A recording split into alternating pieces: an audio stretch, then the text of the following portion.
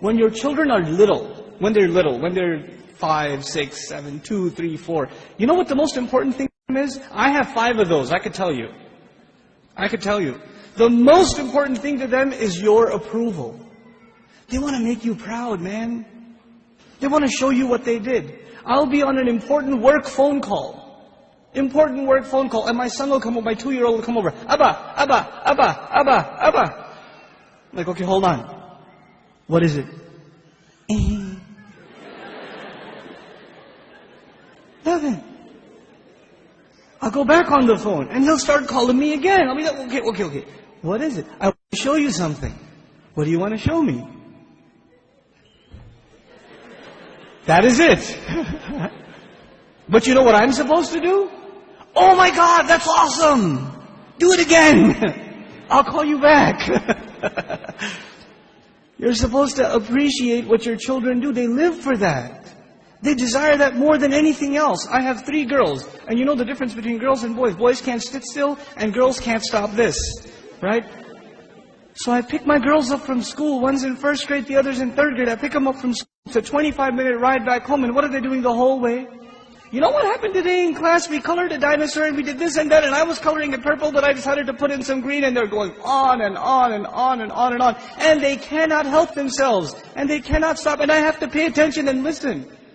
I have to listen. I say, oh, what about blue? No, I did only a little bit blue. Right? I have to pay attention. And you know why I'm saying all of this? Just one more story on the side, just to wake you up a little. I share this story all the time. My oldest daughter, my eldest, when she was younger, she was really into finger painting. So she'd dip her hands in paint and just making a big old mess. Right? And she brings this big cardboard to me. And it's a big blob of blue. I don't see anything. Right? And she says, Abba, look what I made. And I'm sitting there going, that's awesome, a mountain. And she says, no, it's Mama. And I was like, oh, don't tell Mama. But the point I'm trying to make is they live for your approval. Live for it.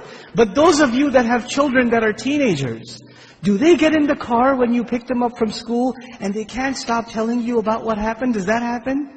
Like, you know what happened in school today? My teacher said this and that and the other and I got an A on my paper. Nope. They're quiet.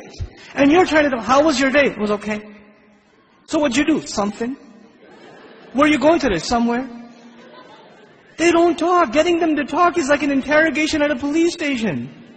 And they're not saying anything to you. And while trying to ask them questions, they're texting their friend, my dad is asking too many questions today. You know? I don't know what's up. Did you tell him something? What I'm trying to get at is very simple. At a younger age, your children crave your attention. And when they get older, you will crave their attention. But if you don't give them attention when they're tiny, when they come to you with their toys and you say, go in your room, I'm watching the news. The game is on. Could you take him, please? Come on, I had a long day at work. I don't want to deal with this right now. I have friends over. It's embarrassing. Go to sleep. Go get out of here. When you have this attitude towards your children, like they're an obstacle in your path, your job was at work. When you come home, you're on vacation. No, buddy, your job began when you came home. That's your job. What you did over there is just to fulfill your real job at home. Be a father. I'm talking to the men here. Be a father. Spend time with your children.